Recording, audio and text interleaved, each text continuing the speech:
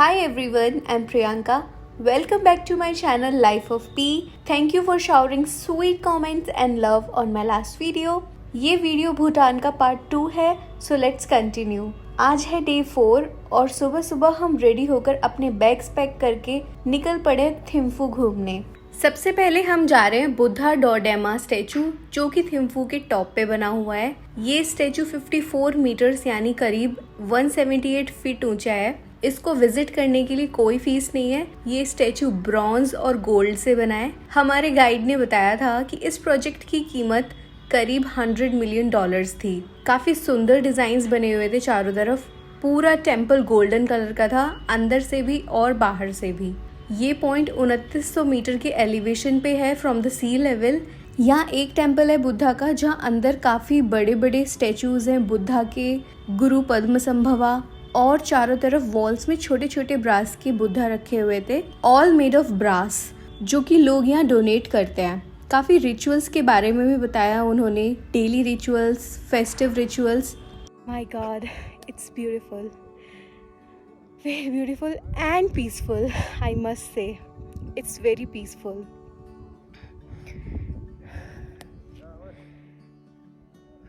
फिर हमने थोड़ी देर बैठकर मेडिटेशन की, वाइब्रेशन सोक इन की एंड देन चल पड़े अगली मंजिल की ओर, जो थी टाकिन प्रिजर्व सेंटर।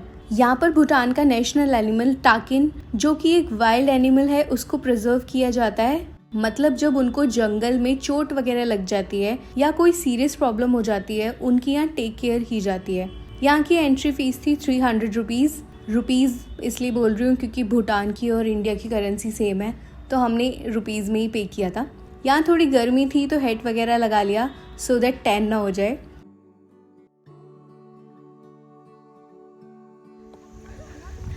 काफ़ी सनी है यहाँ पे। हमने यहाँ पे टाकिन देखा, जिसकी मैंने स्टोरी भी बताई। ऑल्सो यहाँ पे सांबर डियर है और एक और सेरो है और एक और है, 2 बर्ड्स हैं। इतना कुछ खास नहीं है बट या इट्स ब्यूटीफुल। टाकिन रिजर्व सेंटर से निकलने के बाद हम थोड़ा सा नीचे आते ही एक व्यू पॉइंट पर रुके, जहाँ से हमने भूटान के करंट क्वीन और किंग का घर देखा। चारों तरफ जो ट्रीज से घिरा हुआ है ना, क्यूट सा घर, वही है उनका। अगर आप नोटिस करोगे तो यहाँ पर सबकी रूफ्स इधर रेड और ग्रीन कलर में है। यहाँ की गवर्नमेंट ने सबको एक सर्कुलर जारी कर रखा है कि रेसिडेंट्स बस 2 ही कलर की रूफ पेंट करा सकते हैं। यहाँ पर शादी के बाद लड़के लड़कियों के घर जाते हैं, just opposite to Indian culture. और यहाँ सब लव मैरिज ही करते हैं। पहले यहाँ कुछ लोग कास्ट सिस्टम में बिलीव करते थे, बट अब सब इक्वल हैं। एंड यही खूबसूरती है बुद्धिस्ट रिलीजन की। अब हम जा रहे हैं लंच करने थिम्फू की मार्केट में। ग्रुप के सारे लोग जगह डिसाइड कर रहे थे। इतने मैंने 1-2 स्टोर्स देखे, पर प्राइसेस काफ़ी हाई थे तो आगे बढ़ गई।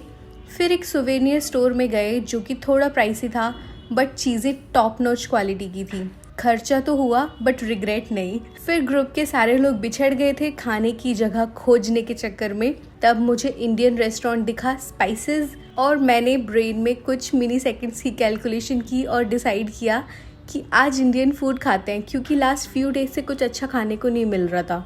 फिर क्या था, सबको बताया और पहुंच गए अपने देश का खाना खाने। मेन्यू में चाट थी, स्नैक्स थे और थाली भी। मेन्यू देखते ही मेरी निगाह छोले भटूरे पे जाकर अटक गई और बस मैंने वही मंगा लिए। टेबल पर सबने अपनी अपनी पसंद का कुछ ना कुछ ऑर्डर कर लिया था एंड देन हमने तसल्ली से खाया। फिर इसके बाद हम वापस चल दिए नेक्स्ट स्टॉप की ओर। रास्ते में ये पारो रिवर पे एक पिकनिक स्पॉट आया था। यहाँ थोड़ी पिक्चर्स वगैरह क्लिक करी। यहाँ यूट्यूब फॉर्मेट में शूट करना रह ही गया, तो छोटी छोटी वीडियोस देख लो। फिर थोड़ी देर आगे ही होटल था और होटल के पास ही रिवर साइड नज़ारे। ये मेरा फेवरेट व्यू था पारो का। रिवर के साइड में रोड एंड साइड में कैफेज एंड पीछे माउंटेन्स, सो सीनिक एंड पानी की आवाज़ भी आ रही थी। कोई 5 से 6 मिनट बैठ जाए किनारे पे तो मेडिटेशन अपने आप हो जाए। होटल में जाकर झटपट चेक इन करके फ्रेश होकर हम गए वहाँ का कल्चरल प्रोग्राम देखने, क्योंकि जब हम घूमने गए थे तब वहाँ कोई फेस्टिवल नहीं था। तो इस प्रोग्राम के थ्रू हमने वहाँ के डिफरेंट डांस फॉर्म्स देखे और थोड़ा उनके बारे में भी जाना। आप भी देख लो थोड़ा सा।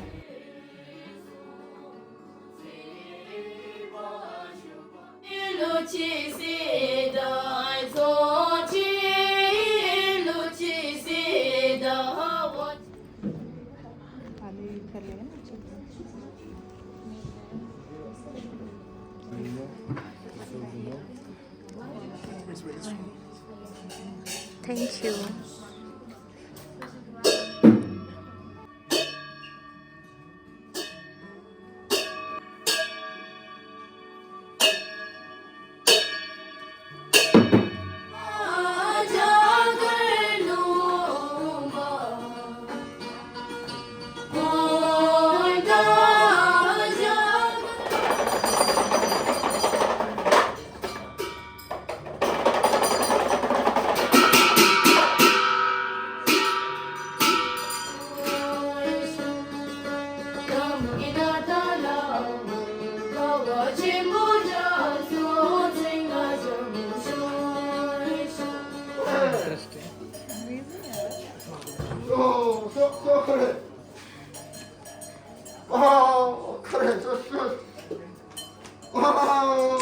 Shit, oh shit, oh my god.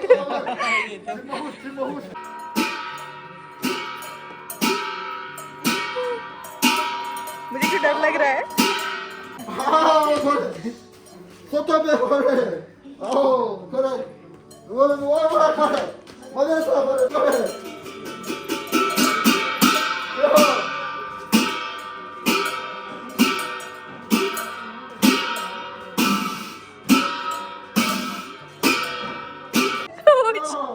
Oh, look at me, man.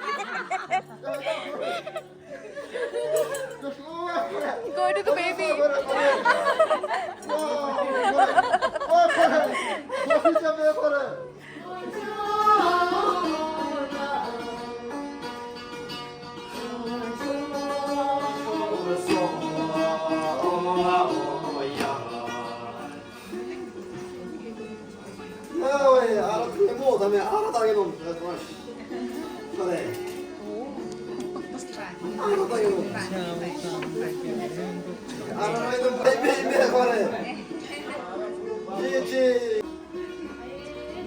बस बस बस बस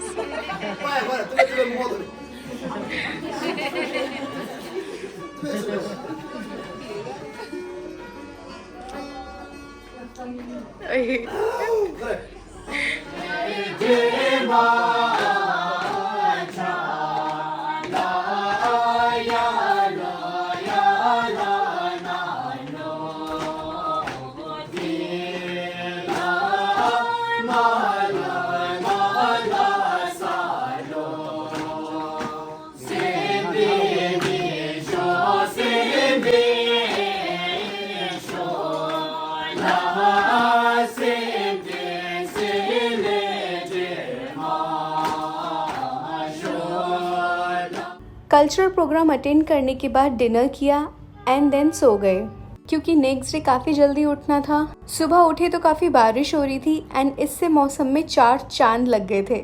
तो मैंने होटल की विंडो से व्यूज़ की वीडियो बनाई क्योंकि रात को रह गई थी एंड ये होटल मेन मार्केट में था और यहाँ से पारो एयरपोर्ट काफ़ी पास है। आज हम जा रहे हैं यहाँ की एक पिलग्रिमेज साइट पे जहाँ हमें 6.5 किलोमीटर्स हाइक करके जाना पड़ेगा। बारिश हो रही थी तो सब डाइसी थे कि जाएं या नहीं। देन सब इसको एक एडवेंचर मानकर तैयार हो गए अपने रेनकोट्स और अम्ब्रेला लेकर। ये बेस है जहाँ से चढ़ना शुरू किया था हमने। करीब 3 किलोमीटर चढ़कर मिडवे में ये कैफेटेरिया था जहाँ थोड़ा सा रेस्ट किया, चाय वगैरह पी एंड देन वापस चल दिए। इस हाइक से नज़ारे इतने सुंदर दिख रहे थे कि मेरे शब्द बयान नहीं कर पाएंगे। रास्ते थोड़े मडी और फिसलन भरे हो गए थे बारिश की वजह से, पर जोश में कोई कमी नहीं थी। जहाँ लगा रेस्ट करना चाहिए वहाँ प्रॉपर रेस्ट किया एंड उसके बाद ही आगे बढ़े। फिर थोड़ी देर बाद हमें टाइगर मोनेस्ट्री दिखने लगी तो बस लगा कि अब आ ही गए। जब हम यहाँ से वीडियोज़ और पिक्चर्स क्लिक कर रहे थे तब एक रैंडम गाइड से बात करते वक्त उन्होंने बताया कि यहाँ इंडियन सेलिब्रिटीज़ काफ़ी आते हैं और दीपिका पादुकोण 2 महीने पहले ही आई थी। काफ़ी देश के प्रेसिडेंट्स और प्राइम मिनिस्टर्स भी यहाँ आ चुके हैं। तो बस ये सुनते ही और खुशी हो गई क्योंकि इस मोनेस्ट्री में आने के लिए इस हाइक के अलावा और कोई रास्ता नहीं है। लास्ट पैच थोड़ा डिफ़िकल्ट था क्योंकि वहाँ स्टेयर्स थी जो कि कभी ऊपर जा रही थी तो कभी नीचे। एंड साइड में थी गहरी खाई, जिसे देखकर डर तो लग रहा था, पर यहाँ तक आए हैं तो आगे भी जाएंगे ही। कभी फॉग था कभी नहीं, मौसम अनप्रेडिक्टेबल हो रहा था। फिर हम टाइगर मोनेस्ट्री पहुंच गए। पास में ही एक खूबसूरत झरना था जहां मैंने थोड़ी देर वीडियोस एंड पिक्चर्स क्लिक करी, इसी बहाने रेस्ट भी हो गया। मोनेस्ट्री में अंदर कैमरा और फोन्स अलाउड नहीं थे। वहाँ 9 टेम्पल्स थे जिसमें से 8 पब्लिक के लिए ओपन कर रखे हैं। काफ़ी कुछ जानने को मिला। वापस नीचे आते आते रात हो गई थी और हालत काफ़ी ख़राब। उस दिन 13 किलोमीटर चलना पड़ा। डिनर करके सो गए थे एंड देन सुबह उठ के हम चले गए चलेला पास की तरफ, जो कि यहाँ का हाईएस्ट पॉइंट है और हाईएस्ट मोटरेबल रोड भी है वहाँ पर। जाते वक्त रास्ते में हमने पारो इंटरनेशनल एयरपोर्ट देखा, जो कि दुनिया के डेंजरस एयरपोर्ट्स में है। सिर्फ 8 पायलट्स ही क्वालिफाइड हैं इस एयरपोर्ट पे टेक ऑफ और लैंड करने के लिए। यहाँ सिर्फ मॉर्निंग में फ्लाइट्स लैंड और टेक ऑफ करती है। हम थोड़े से लेट हो गए थे तो हमने मिस कर दिया। चिलेला पास जाते वक्त रोड काफ़ी खूबसूरत थी, बट चिलेला पास उस दिन कुछ खास सुंदर नहीं था। एक तो 2 डिग्री टेम्परेचर, फॉग, बारिश, और ऊपर से उस मौसम के लिए तैयार भी नहीं थी मैं। फिर उसके बाद हम वापस फ्यूनशॉलिंग आ गए। सबने मिलकर डिनर करने का प्लान किया। काफ़ी बारिश थी उस रात। फिर अगले दिन सब अपने अपने घर की ओर चल दिए। आने से पहले भी एक बार इमिग्रेशन कराना था। उसके बाद रास्ते में एक छोटा सा ब्रेक लिया इस टी स्टेट को देखने के लिए। And that's it from my Bhutan trip. I hope आपको अच्छी लगी हो ये video. So do like, share and comment. See you in my next video. Bye.